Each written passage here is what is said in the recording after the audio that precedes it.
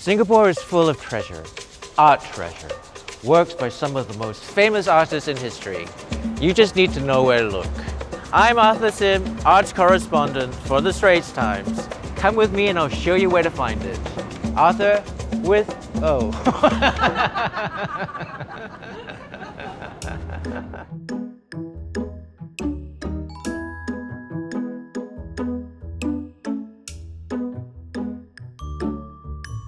Our hunt starts here, on the top of Orchard Central. Now, the first time I saw Yayao Kusama's work, it wasn't in a museum. I was window shopping at Louis Vuitton. So it's not strange to see her again on this rooftop. This is Let's Go to a Paradise of Glorious Tulips. Now, Kusama liked to draw people in with her work, and there's certainly a Willy Wonka aspect here. Join me in her polka dot paradise.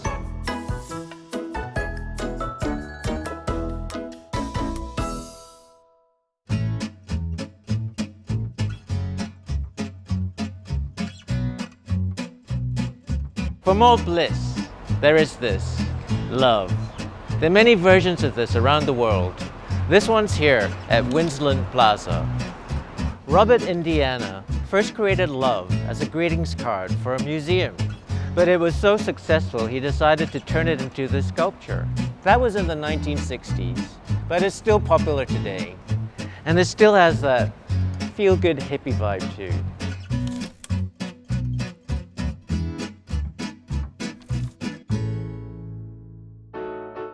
I'm at the OCBC Centre, and this is a real treasure. Not because it's worth millions either. This is by Henry Moore. It's called the Large Reclining Figure. Henry Moore is really up there with Picasso and the other greats of that modernist era. His work is defined by these fluid lines and these organic forms. Here, he's even deconstructed the human body in a way that's totally original. It's like he's discovered a fourth dimension. Just a few steps away is another iconic work of art. From a distance, it looks like a graceful dancer, but up close, it's really just skin and bones. And there's a hole in the head too.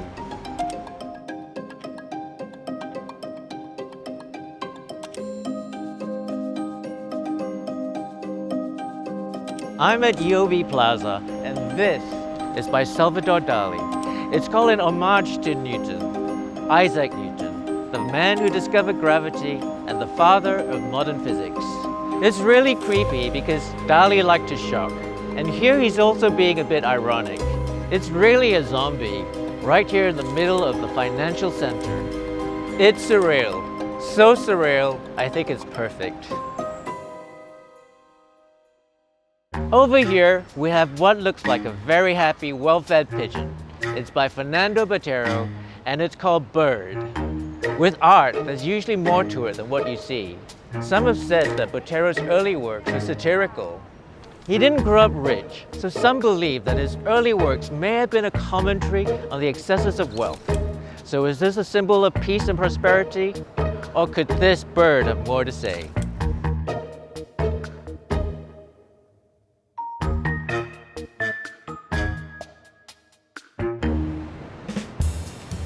We're still in the city where the latest art trends can still be found, and few artists are trendier than Anish Kapoor right now.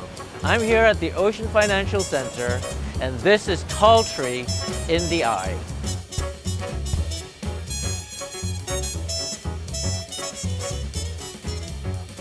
Shiny metal is what he's famous for. He's also known for these large sculptures. It's all about juxtaposing scale. Kapoor has a large sculpture in Chicago that's 10 meters high. This one is 8 meters. So if we're comparing sizes, I'd say that this one isn't bad at all.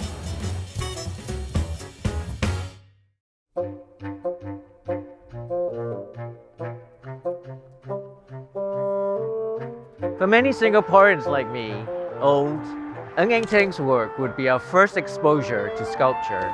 I remember being really intrigued. It was the 80s. It was very maternal, but it also looked like it came from Star Wars. So of course I liked it. The National Gallery Singapore decided a couple of years ago to install this mother and child here. I think it's great.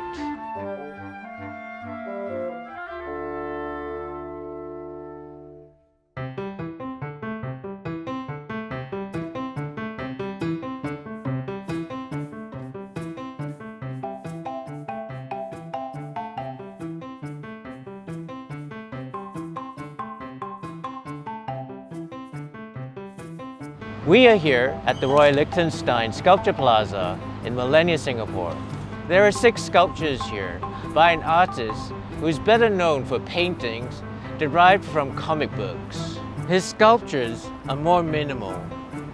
Based on brushstrokes, they're also more sublime. It's almost like being in a Zen garden.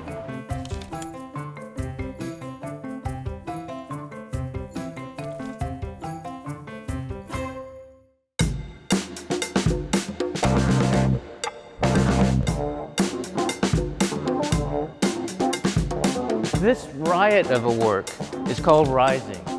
It's by Stella. He was once considered a minimalist.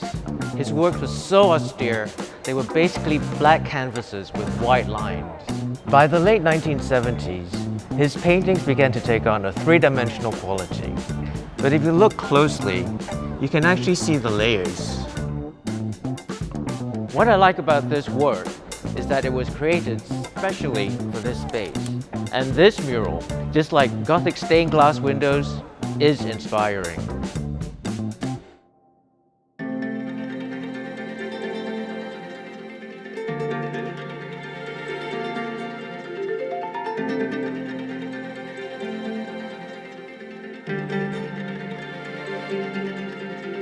Art can really move you.